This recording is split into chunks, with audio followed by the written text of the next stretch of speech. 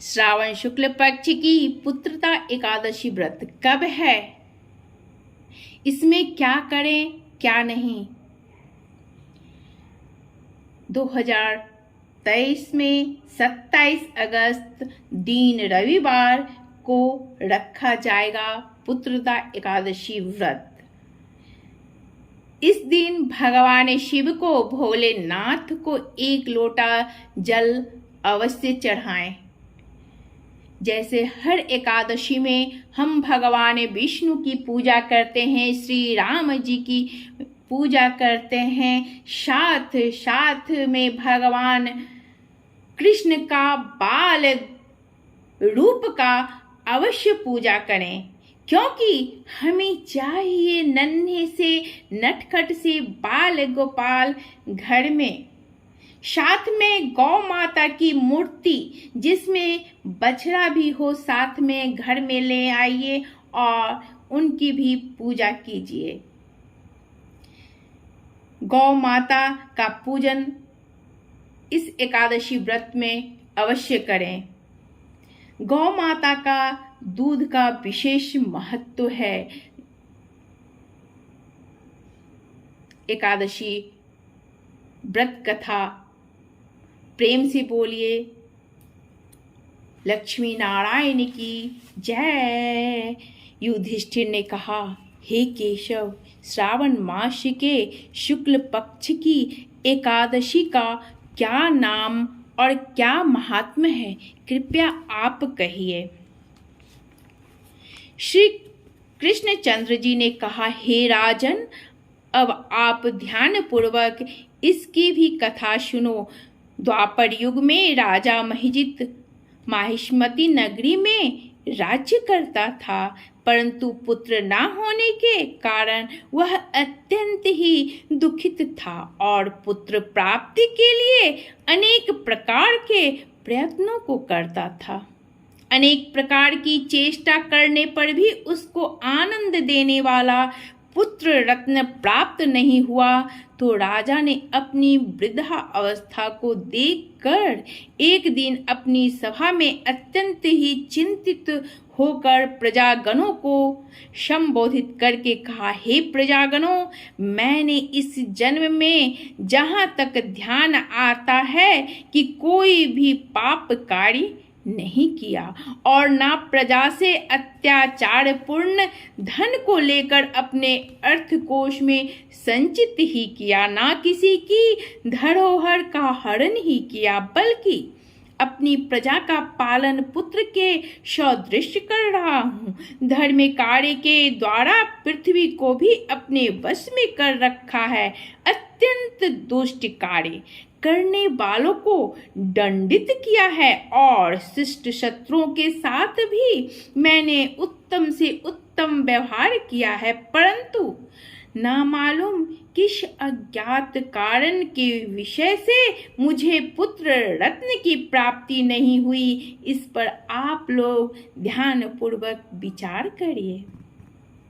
इस प्रकार राजा के 8 वचनों को सुनकर के प्रजागण और पुरोहित आपस में सम्मति करके राजा के कल्याण के निमित्त वन में गए और मुनियों के आश्रमों को ढूंढते हुए इधर उधर वन में भ्रमण करने लगे।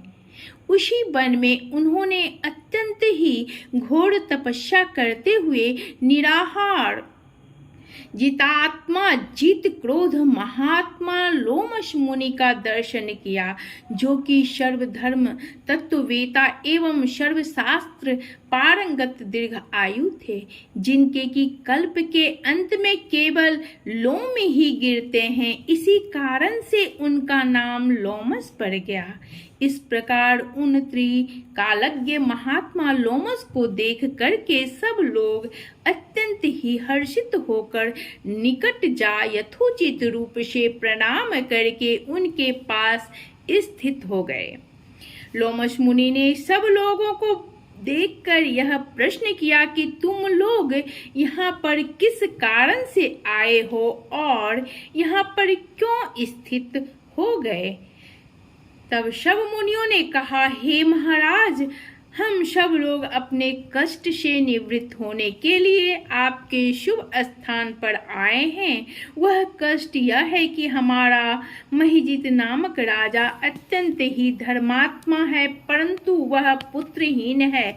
इस दुख से उसे अत्यंत ही व्याकुल देखकर आपके शरण में तपस्या करने के हेतु हम सब एकत्रित हुए हैं। राजा के अहोभाग्य से हम सब लोगों को आपका दर्शन प्राप्त हुआ है, क्योंकि महात्मा एवं मुनियों के दर्शन मात्र से ही मनुष्यों के कार्य सिद्ध हो जाते हैं।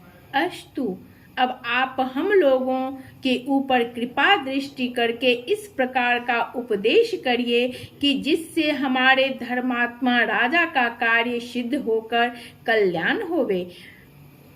प्रजाजनों कि इस प्रकार की बातों को सुनकर क्षण भर तक ध्यान मग्न होकर राजा के पूर्व जन्म के वृत्तांत को समझकर लोमस जी ने कहा, यह राजा पूर्व जन्म में अत्यंत ही घोर पापी और महादरिद्र जाति का वैश्य था। अपने व्यवसाय के हेतु इस नगर से उस नगर से दूसरे नगर में इसी प्रकार बराबर भ्रमण किया करता था।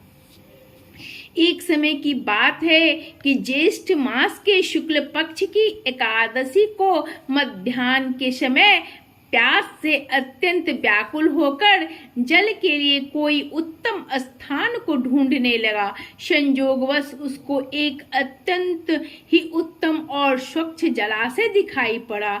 उसको देखते ही जल पीने की इच्छा से उसके समीप गया।